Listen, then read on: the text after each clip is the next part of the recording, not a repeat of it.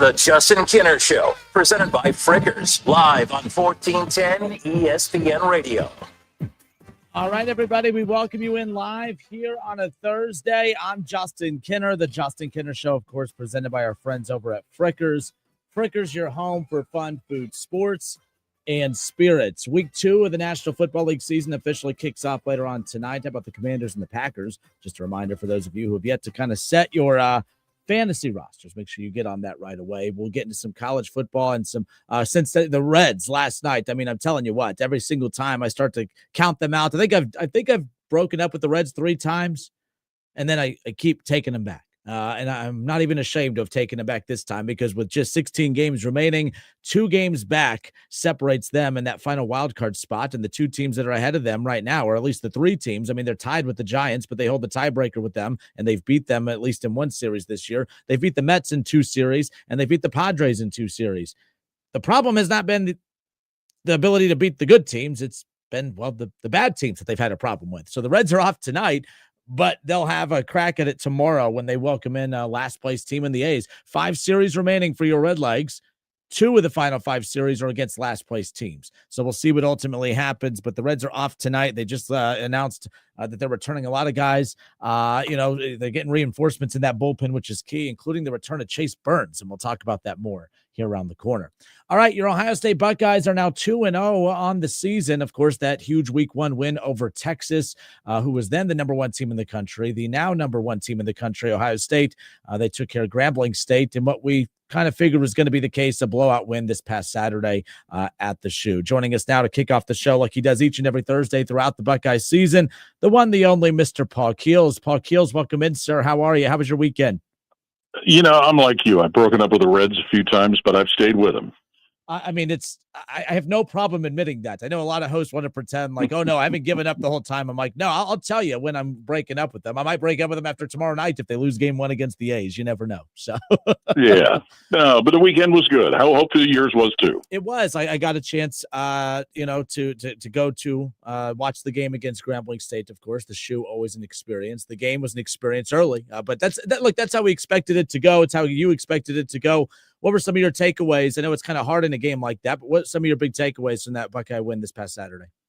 Well, starting fast offensively, which is, coaches always talk about that, but being able to do it against a team that you're overmatching, being able to do that, being able to defensively still play at a high level, not letting any big plays out the gate, and also to play a lot of players, see them get a defensive score, see them get turnovers, do the kind of things that you want to see a football team do. But, Justin, what we've really heard, and Ryan Day has adapted this the last few years, one of his favorite phrases now is the issues are still there, meaning they still need to improve.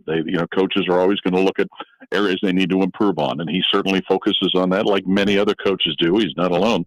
But, they were able to play a lot of players, which is a good thing, and build some momentum. Obviously, you get a lot of time with Ryan Day through the coaches' interviews and just media availability when that time comes. Is this a different Ryan Day? I mean, he has to be, right? Obviously shaking off a lot of criticism from last year to win a championship, but how different is this Ryan Day? I know we're only 2 weeks in. I was listening to the coaches' show earlier. He just seems like a much different coach in a good way, obviously. How different is he in your opinion? Well, I think, obviously winning a national championship certainly gets a certain sizable monkey off your back and off the program's back too. But, it gives him the kind of ammunition to continue to preach those things about getting better, what they need to address. His focus remains sharp, but he does it without, becoming a tyrant out there. He does it without changing his personality. He's still able to, some of the things that he'll talk to us off the air about, be able to, inject a little fun and a little levity into a few moments of practice and things like that. But, I think what he's also done too is really worked hard at establishing the message being the same through the whole coaching staff to the players. And that's something I think that's been a neat thing to see as we've watched him grow into the head coach that he's become. Voice of the Buckeyes, Paul Keels, with us here on the Justin Kinner Show. 2-0, obviously, 2 very different style of games in Texas and Grambling, and now you turn your attention towards a very competitive team out of the MAC. I mean, they've kind of, Ohio, the Bobcats have had an interesting start. Obviously played very competitive against a Power 4 opponent in Rutgers, and then they beat a Power 4 opponent in West Virginia a week later. This is a team that's coming in with a lot of confidence. I'm not going to do the whole, oh man, Ohio State better look out. They could beat them. But at the same time, if they, you come in a little mentally not prepared, Ohio can make things difficult on Saturday. Well, and those of us here in this state know about the MAC and know how competitive the conference is amongst one another and how teams can pull off big upsets. But, this is a program really that's been on an upward trend. You go back to the foundation set by Frank Solich. Now it's been continued through Tim Albin and now with Brian Smith. And certainly it seems the continuity from the coaching change from Tim Albin to Brian Smith has continued what got them to win the MAC last year, a returning experienced quarterback. When you look really at what Parker Navarro has done, he's a dual threat that can hurt you both ways. Chase Hendricks looks like an outstanding wide receiver. The interesting thing about Ohio University, they've got I'm going to say 3 or 4 guys, I'd have to look at my chart, who left through the transfer portal and then came back. Their starting running back, C.A. Bangura, went to Minnesota, but then came back to the Bobcats. So guys that obviously felt a comfort factor with the program, comfort factor with the school, but also guys that have been able to come and contribute. So it's a program that certainly has done good things at their level in the Mid-American Conference. And plus, when you always know when in-state opponents are on Ohio State's schedule, they're going to be excited about playing in the Horseshoe. They're going to be excited about the opportunity, and nothing can be taken for granted. Yeah, and a chance to play in the shoe, at night. Obviously, the noon kickoff week 1, a 3:30 kickoff last Saturday, and then a night game coming up this weekend. 3 straight home games for Ohio State to kick off the season before the bye week. And I heard you ask this to Coach Day on the Coaches Show earlier today about, how much that kind of helps them just kind of get into a routine a bit now that we're heading into week 3. But 3 straight home games all at different times. That may not be a huge thing, but how much of an impact is that, again, getting to experience different kickoff times after we make so much about big noon kickoffs? Well, and, I was thinking back to it, Justin, earlier today. I believe this is the 4th straight year that they've had a Mid-American opponent at home at night. I know it was Western Michigan last year, and the 2 years before, I believe, Toledo and Akron at different years. It just allows them to work on a routine, but being at home has a lot to do with it. Ryan's talked about how that first week is a little bit different because you're coming from camp to the first week, and also all of the focus that was on Texas. It probably also helps acclimate with school starting as well as getting that change in routine going. But it's a matter, especially with new players and new coaches, in particular in the coordinator. Well, but one in particular in the coordinator position who's new to the program. Just being able to get familiar with where they have to be, where they have to go, all of those kind of things that maybe gets taken for granted. But having 3 at home is good. It allows guys to be around their family. It allows them to sleep in their own beds. Their first trip away is going to be all the way across the country. So that'll be another adjustment they have to make. But it's been a good thing. And, having 2 teams, at least one team anyway, you're not assuming anything was going to happen this Saturday. But, having games where you think that they've got a better than decent chance of making things go well. Julian saying, obviously, just 2 games into his career, seen a lot of good, obviously. And, obviously, what are you expecting from him as we look to continue to see that progression and him just continue to get better as the season goes on? Obviously, his next real test will be Washington, but next real test is technically in the game that's next up on the schedule, of course. What did you see from him progression-wise and just growth from one week to the next? Continue to look comfortable. He got out there and was able to, find his receiver, spread the ball around, didn't seem to be flustered. Got great protection for the offensive line. They've not allowed a sack at this point. They've only allowed 2 tackles for loss. His accuracy certainly has been on point. We're starting to see more of what people have talked about with his quick release.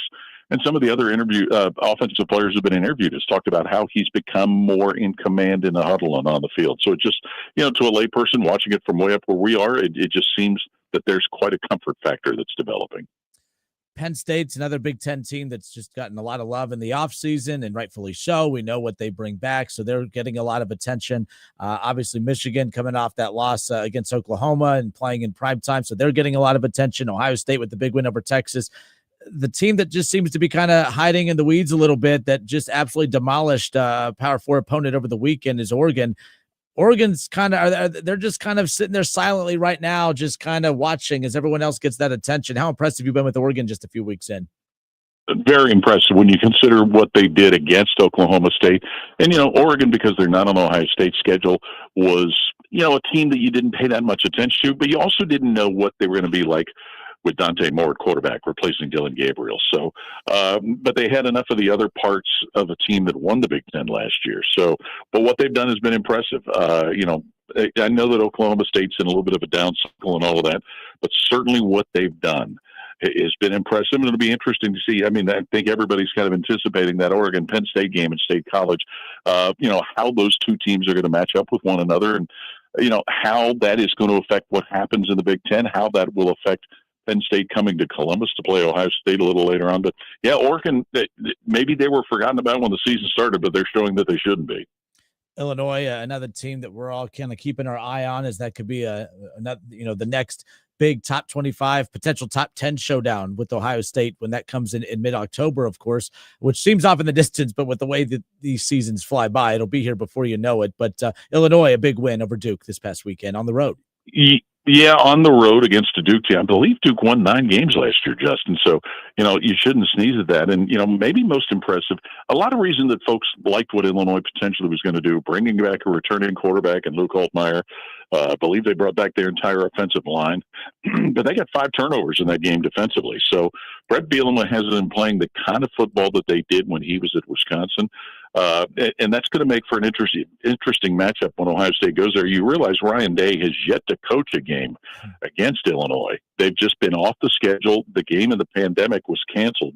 So that's going to be an interesting twist, Ryan Day coaching Ohio State against Illinois for the first time ever. Yeah, and on top of that, on the road. And that atmosphere, on the road, a 9 a.m. kick, a noon kick, a 2 a.m. kick, an 8 p.m., it doesn't matter. That place will be just absolutely jacked waiting for the Buckeyes' arrival. But a lot of football have to be played between now and then. Obviously, the bye week coming up after this. I'm sure you don't mind a Saturday off from time to time with how busy your schedule starts ramping up all the way into basketball after this. But what's it like having an early, a bye week just seem to, you get this momentum going and then all of a sudden, boom, you come to a screeching halt with the early bye week? Well, it's I guess you never know how it's going to work out. I think we talked about originally the bye was going to be last week, but that got changed when UConn dropped off and Grambling was added.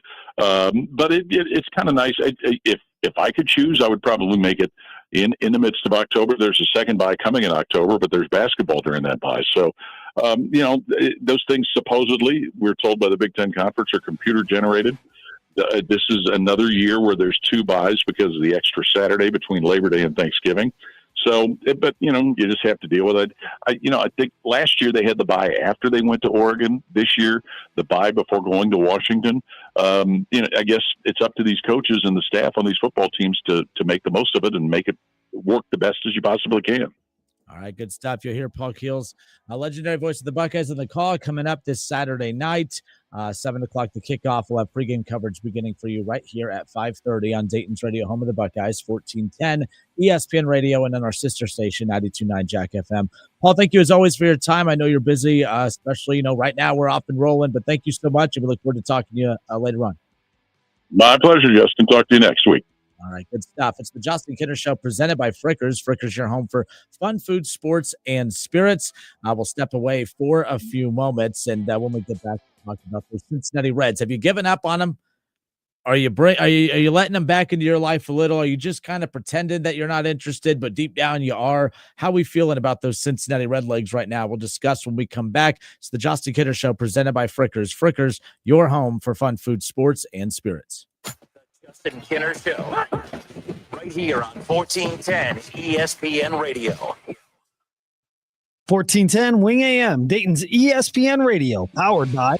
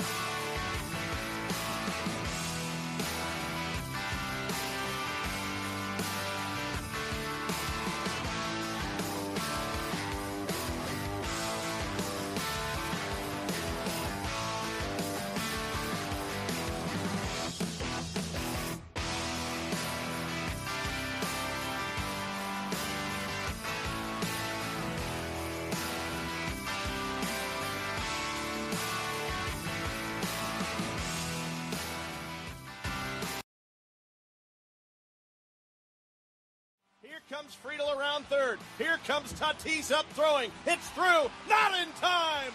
Friedel safe under the tag of Diaz. And Ellie comes through with a game-tying single to right. How about that finish last night? Ellie De La Cruz. It's nice to talk about Ellie De La Cruz and not be complaining about his lack of power or another error. Ellie De La Cruz, who we deem to be the face of the Cincinnati Reds franchise, coming up big in the clutch last night. Of course, he ties it right there in the top of the 8th inning, giving the Reds their first run of the night, which was crucial because it got the ball rolling and who are able to drive in at the time what would be considered the game-winning run. The Reds would go on to win 2-1 and take the final game of that 3-game series against the Padres, and most importantly, coming away with the win over the Padres and the series win over the Padres. And that means they've won 4 of their last 5. They've won back-to-back huge series against playoff teams. In fact, when you look at who the Reds are, looking up at, when you look at who the Reds are competing with to get to the postseason, that's kind of where we're at right now. You look at the standings right now for those who are on live with us on the Justin Kinner Show Facebook page. Look at every team that's ahead of the Cincinnati Reds right now. Look at every team that the Reds have faced, looking up. Right now in the NL wildcard standings, the Giants, who are tied with the Reds at 74-22, the Mets 76-70. They're holding on to that final wildcard spot. They're holding on to it. They're gripping on for dear life. The Reds took 2 or 3 from the Mets coming out of the All-Star break, and then just took 2 or 3 from the Mets at Great American Ballpark this past weekend. And then you see the Padres, who have been battling it out with the Dodgers. The Padres are a legit team. That's a World Series contender. They've made it hard on the Dodgers, who we just basically handed that division for the 25th year in a row. I mean, the Padres are a good baseball team, and the Reds just took 2 or 3 from them for not the first time this season, but the second time. Remember, the Reds had the Padres at Great American Ballpark in one of the final series before the All-Star break. They took 2 or 3 from them then. They just took 2 or 3 from the Padres now, 2 or 3 from the Mets this past weekend. They've won a series against the Cubs. And oh yeah, by the way, they've won a series against the Giants. And who the Reds and Giants are tied with right now, 2 games back of that final wild card spot. The best part is the Reds will own the tiebreaker against every team other than the Cubs. And I don't think the Reds have to worry about running into a tiebreaker situation with the Cubs. If somehow, some way the Reds end up in a tiebreaker with the Giants, they'll hold that tiebreaker. If they find themselves in a tiebreaker with the Mets, they hold that tiebreaker. They've won both series. Same thing with the Padres. The Reds have put themselves in a position to where, not that they're comfortable, but if they do find themselves in the mix where they're, of course, going to have a same record as some other teams, they're going to hold those tiebreakers. These series have been huge. This has been big. I've seen a lot of people on social media sit back and say, I know the Reds are going to break my heart. Let them. Can we all just agree to let the Reds break our heart collectively? Can we all just agree that, we know it's a long shot that they pull this off, but the fact that they're still in this mathematically, and I still think that they're talented enough to do this. Guys, look at this pitching staff. I mean, when you look at last night, a gem thrown by Andrew Abbott. He goes 8 innings last night. He gives up 1 earned run on 5 hits against one of the best lineups in baseball. Like, the Reds have dudes in this rotation. If I'm an opposing team, like if you're the Mets or the Dodgers or anyone, if you run into the Reds in the postseason, you may be confident that they're not going to put a lot of runs up on you, but you better hope that you could put up enough runs to be a low-scoring, run output team like the Reds. They're tough to score runs on when they're rolling and when they're set and comfortable. And that's the thing about all this. The Reds just got deeper today. On their off day, the Reds have activated Graham Ashcraft and Chase Burns from the IL. Right? Ashcraft, he was kind of the Reds' 7th inning guy all season. He's their best reliever against left-handers. Chase Burns, who's going to be coming out of the bullpen now, as well as Connor Phillips and Zach Maxwell, who's, by the way, been fantastic as of late. All of a sudden, they have way more flexibility late in games. This is kind of what the Reds were envisioning back when they made the trades that they did at the deadline. Well, we were sitting back and wanting like big splash plays and moves like Eugenio Suarez and others. And although those would have been nice, the moves that they made to bring Lytle over so that it can give them the flexibility. At the time, they had Nick Martinez in the rotation, and you had, of course, Chase Burns in the rotation due to, of course, Nick Lodolo not being healthy at the time. But we knew when Nick Lodolo and Hunter Green came off the IL that all of a sudden you have 6, 7 starters for 5 spots. Now, you could have gone the 6-man rotation route, but the bottom line is you take, solutions, not problems. Your solution is Chase Burns will come out of the bullpen, who, by the way, over 5-6 innings, he's been striking out 10 batters. I think there was a stretch where he struck out 10 batters or more 4 straight games, which had never been done by a rookie before. So I love that. I love that they have a guy that's all gas, no brakes. And sometimes you need to be a little less gas when you need him to go 5, 6, 7 innings. Now you need Chase Burns to go out there. If you need him to take over in the 5th inning for a struggling starter, he can give you 2 or 3 legitimate innings. And then you can hand it off to, of course, a Graham Ashcraft to go up against, he's one of their best pitchers against lefties, as we talked about. Connor Phillips is back. Maxwell, he's been on the rise. And Santillan last night striking out the way striking out batters the way he has. Pagan's been fantastic, especially another very good pitcher against left-handers. I want to see what I'm curious about is how the Reds are going to use Burns. What we were worried about, I still think it was all bogus. I'm not a big, I think there was a slight injury when it came. I think there was a slight injury whenever we were talking about Chase Burns, of course. But I think it was not an injury that you would normally put him on the IL for, but because there was an opportunity, they knew that his innings, limit was, they were embarking on that. There was a month and some change left in the season, and they're like, man, what do we do? What do we do? We're embarking on the halfway point of September. There's only 16 games left, and they had all of September and the majority of August to go when they put him on the IL, and I called BS right off the bat, but I think it was BS. I think that this was all a position. They didn't want to have to shut him down, and I don't think they wanted to just throw him to the bullpen unless they had to. I calculate this as they have to. They need help in the bullpen. They need depth in the bullpen. It's about, of course, going as hard as you can for the final 16 games, and if you're fortunate enough, having as much pitching arms and depth in that bullpen as possible. Pitching went from being one of the weaknesses of this team, especially the bullpen, to now complementing what has been their strength all season, which is their starting pitching. I mean, again, that outing last night from Andrew Abbott was fantastic. It was unbelievable. That's exactly what they needed. They're getting that outing from Andrew Abbott just days after what was probably Hunter Green's best start of the season. If you have these two cruising the way that they are, to have a dominant 1-2 punch the way the Reds do, I mean, to have a righty in Hunter Green and a lefty in Andrew Abbott, you have a very good lefty in Nick Lodolo. Obviously, Brady Singer, who we're going to see on the mound tomorrow in Game 1 against the A's, having a veteran pitcher like that in the mix. Lytle was a good, versatile arm to go get at the deadline. You have Nick Martinez in the bullpen. You have Chase Burns. You have Pagan. You have Santillan, of course. You got Graham Ashcraft back. I love what the Reds have pitching-wise. And as of late, Cabrian Hayes has been very good offensively. Ellie De La Cruz, maybe that hit last night. Maybe that hit last night is exactly what this team needed, just to wake them up a bit. But as we sit here right now, the Cincinnati Reds are 74-72, 2 games back of the Mets, who they just beat. Right? They're 5 games back of the Padres. They're not going to catch the Padres, but however, they could catch the Mets. The Mets have just been, everyone talks about how inconsistent the Reds are. I'm not as disappointed in the Reds as I am in the Mets. The Mets have spent every dollar possible to avoid this type of stuff from happening. We view the Reds' struggles down this stretch as they're struggling because they didn't spend money in the offseason.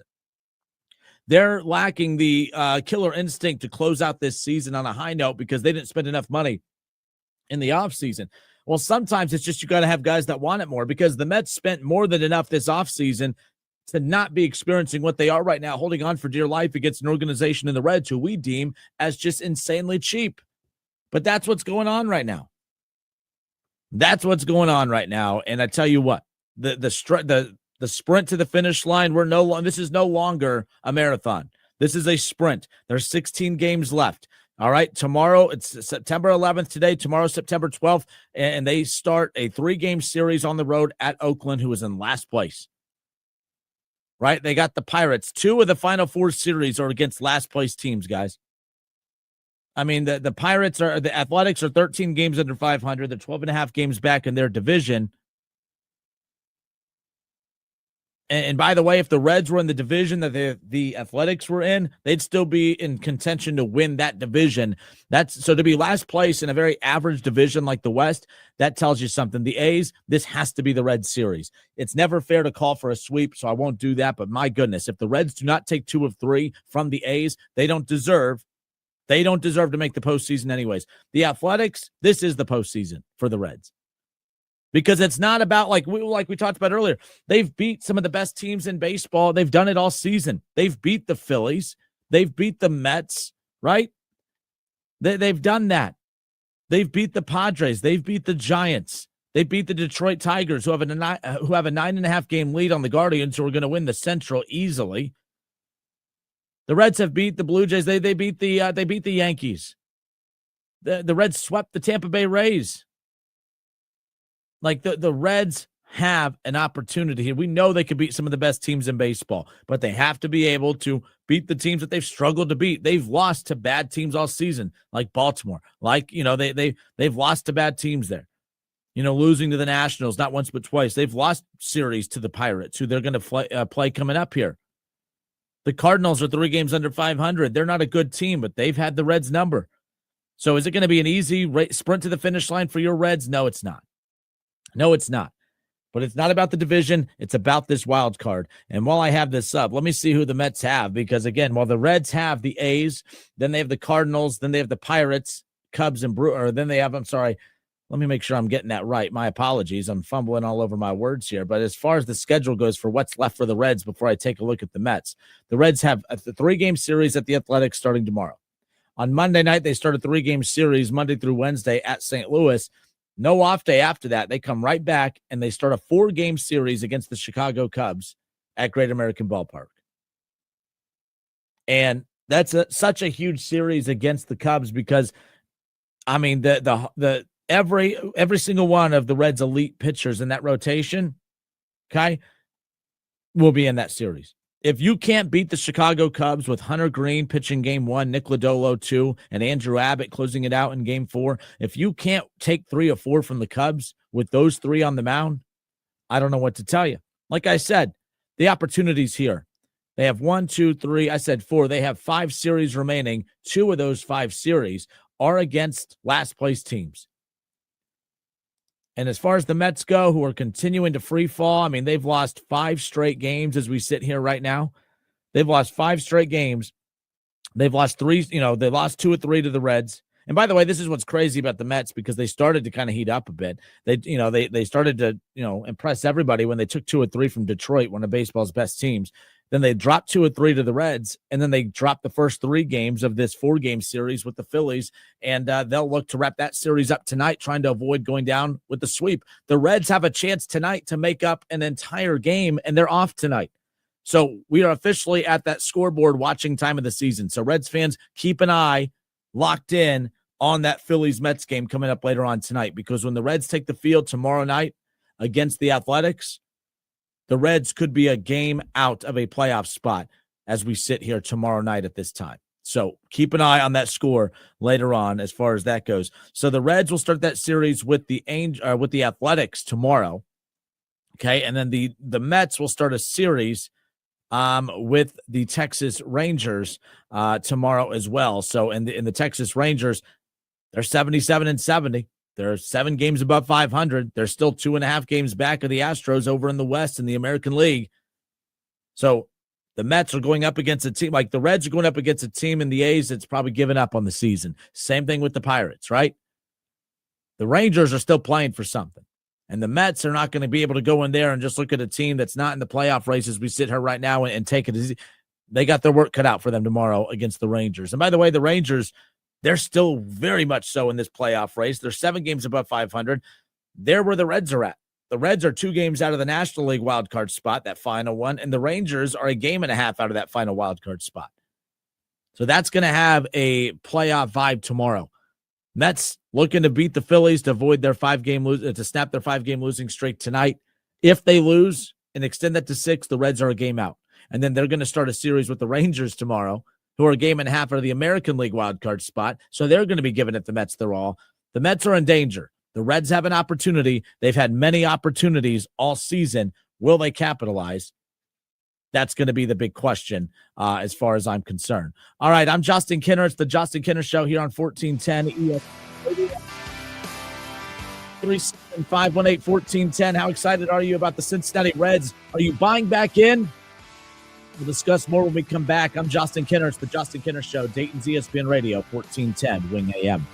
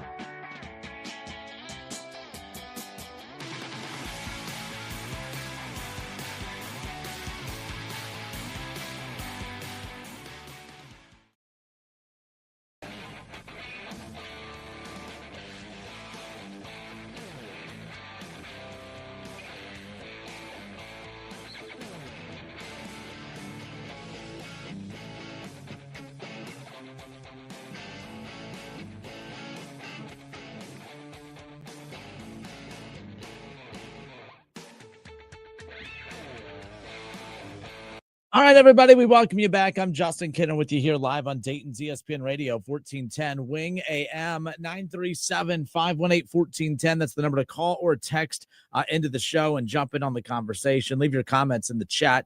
Also, just because it helps grow the show, it definitely helps.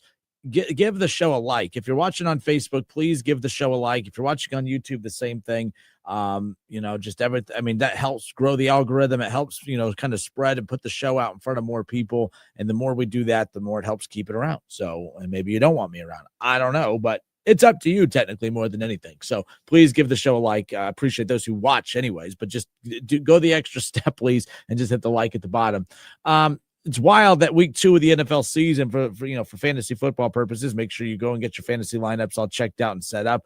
My wife's always on me saying I need to remind her. I'm like, people need to remind me. I mean, how the heck is it Thursday already? How the heck is week 2 kicking off tonight? The Commanders and the Packers, Thursday night football. Green Bay, according to our friends at ESPN Bet, a 3.5-point favorite. That's coming up later on tonight, 8:15 on Amazon Prime. So there you go. But we got an NBA story I want to get to coming up here shortly, just because of some of the comments made by Adam Silver, the commissioner for the NBA. Adam Silver is just getting absolutely drugged right now for his response to a question. By the way, I wasn't even meaning to go here with this right now, but it just made me think of it because of, seeing that the game tonight's on Amazon Prime. Well, it just led to a lot of, potential criticism for our guy Adam Silver when asked about a lot of the different streaming platforms that you have to download and create accounts for and spend a bunch of money on. And his response has a lot of people, it rubbed a lot of people the wrong way. Let's just put it that way. But we'll get to that coming up here in just a moment. Okay. I touched on this yesterday and rubbed a lot of Browns fans the wrong way. Yes, this is the I Hate the Bengals show. I remember Jack Pohl back when it was Schlemmer and I doing the show together. I remember he came on and said, my gosh, every time I tune into you guys, it's like it's the I Hate the Bengals hour. But nonetheless, this is now Browns fans think this is the I Hate the Browns show hour, even though all I do is, defend. I defend the Cleveland Browns every single day against all the majority of my listeners. What are you guys talking about? But all because yesterday I said that I was tired of seeing and hearing the people whine about what Baltimore is doing this coming up weekend as they celebrate 30 years of existence and being around. We know the history. We know the story. We know that Cleveland had its team stolen. Baltimore is to blame for that. Art Modell and everybody else that was a part of that. I get it. I completely get it. Trust me. But at the same time, you have your team back. Now, if you're mad because Baltimore has been way more successful post-Cleveland, and Cleveland, since coming back the second time, has, been the complete opposite of Baltimore, that's jealousy, and I don't like when people act off jealousy. You're jealous because Baltimore has been way more successful after dumping us back in the 90s. I get it. I get it. It's been decades and decades of an embarrassment, but that's not on Baltimore. I mean, you gotta ask yourself, how many high first round draft picks has this organization had in its existence since returning, and they haven't been able to get it right? Look, I love Joe Flacco. Don't get me wrong, but the fact that the Browns, after really just going into the deep end, is trying to find a quarterback when they technically had one in Baker. Although, as I've explained before, it was the right move. It wasn't the right outcome, but it was the right move at the time. Every single one of you were going to absolutely bury the Browns for giving $35 million a year at the time, because that's what the going rate was. It was have been $35 to $40 million a year for Baker Mayfield. And you guys could not wait for that to happen. So you could say, I can't believe the Cleveland Browns gave Baker Mayfield $35-40 million a year. You guys were going to do that. You guys were already doing it. Then the Browns say, you know what, you're right. We're going to do everything we can to go get who at that time was an elite quarterback in Deshaun Watson. He was a top 5 quarterback a year and a half previous when he was in the league with the Texans. No one in their right mind thought that a quarterback in their 20s, in their prime, who was a top 5 quarterback, was just going to all of a sudden forget how to play quarterback a year and a half later. And in typical Browns fashion, that's ultimately what happened. But Cleveland has done absolutely everything they can to try to get this right, and yet they still threw out a 55-year-old quarterback in week 1. Who played very well. And maybe that's the problem. The fact that one of your best players on the field was your 55-year-old quarterback, maybe that's a problem. I don't know. But the bottom line is don't take your disdain for the failures of your organization and blame the Ravens. You should want what the Ravens have, and maybe that's what some of this is. But the bottom line is, for those of you who don't know, yesterday we touched on it on the show, that for the Ravens home opener coming up this weekend, they are going to be celebrating 30 years of their existence since obviously when they stole the team from Cleveland. So coming up this weekend at the game, they are going to give out to every fan in attendance a 30th season flag to kind of be waving and throwing around during the game, of course, because it's going to be an electric atmosphere there. All right. Let's see. You're going to have, the legend of the game is going to be Ozzie Newsome. All right. Why would, they're doing that to rub it into the Browns' face. No, they're doing that because why wouldn't you? A lot of the success of that organization is because of Ozzie Newsome. Why wouldn't you? They're going to do obviously a patriotic flyover before the game. Ray Lewis is going to be there. I mean, this is a big deal to the Ravens, to the Ravens fan base. This is going to be a fun event, whatever you want to call it. But do they have to pick the Browns as the opponent to do this against? In the Ravens' defense, as we talked about on yesterday's show, they announced well before the schedule came out that their home opener was going to be the game that they, of course, honored and did the ceremony for their 30-year, anniversary, if you will. And this is why I'm mad. Because Browns fans, while you were pouting and upset, I'm grinning from ear to ear. Because like I stated yesterday, this is an opportunity. This is an opportunity for the Cleveland Browns, who are taking offense to the disrespect of them celebrating the 30 years of existence after they, stole it from them. You could either take offense to it and just let that distract you, or you can let that be the ultimate motivator. Guys, I'm looking at it a different way than everyone else. They're celebrating their 30 years of existence. If they want to punch down to the Browns, that makes them look stupid to begin with. The second thing that would make them look stupid to begin with is the fact that, what if you lose? Oh, they won't lose to the Browns. They're 11.5-point favorite. Guys, this Browns team is way better than last year. And last year's Browns team, who won 3 games, one of those wins was in Baltimore. In another game that was the highest point spread game that weekend. Cleveland always gets one against Baltimore every year. And if it's not this one, it'll probably be the next one. There's a good chance Cleveland wins on Sunday, or at least covers. All right. Baltimore is not going to wipe the field with Cleveland. And if they do, oh, well, that's what happens, right? I don't know what you want me to say to that, but right now I just feel otherwise. That defense is nasty. Myles Garrett, Schlesinger, who I'm a humongous fan of, as we talked about, Mason Graham, Denzel Burke, Newsome. So, at the end of the day, this is just going to be a situation for Cleveland, all right, where they have to go out there and lean into their strength, which is that defense. And I said Denzel Burke, my apologies, Denzel Ward, Denzel Burke. Sorry, we're going to talk to Buckeyes to open up, of course, and we'll get back into the Buckeyes. I know Denzel Burke not on the bucket, but it doesn't matter. Denzel Ward, shoot me. My goodness. But the bottom line is, as we sit here right now, I like what the Browns have to go at Baltimore. They have the defense. So while everyone's pouting about the Ravens, rubbing it in the Browns fans' faces, guys, it's going to feel so great when Cleveland bumps Baltimore to 0-2. It's going to feel so great when they bump Baltimore to 0-2 on the game that they decide to celebrate 30 years of existence to stick it to the Browns, but the Browns are going to stick it back to them, because not only are they going to win, they're going to win in Baltimore with their veteran quarterback, Joe Flacco, who helped lead them to a Super Bowl, something that Lamar Jackson has not been able to do. No Ravens fan would ever say they would take Joe Flacco over Lamar Jackson, but I think every fan out there of any sport, of any team, would say, I will take what Joe Flacco gave that organization over what Lamar has given that organization to this point. So Cleveland can rub it back in their face.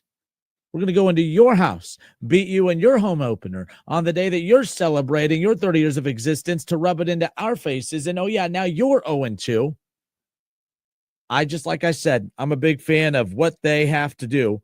I'm a big fan. They have to do exactly, what they have to do to go in there and make things rough for old Baltimore. I like the Browns' chances on Sunday. So you can look at this as disrespect. I look at it as fuel. If anything, I truly don't think Baltimore, especially, I think Baltimore is regretting doing this now with Cleveland in town. Because had they beat Buffalo, it'd be fine.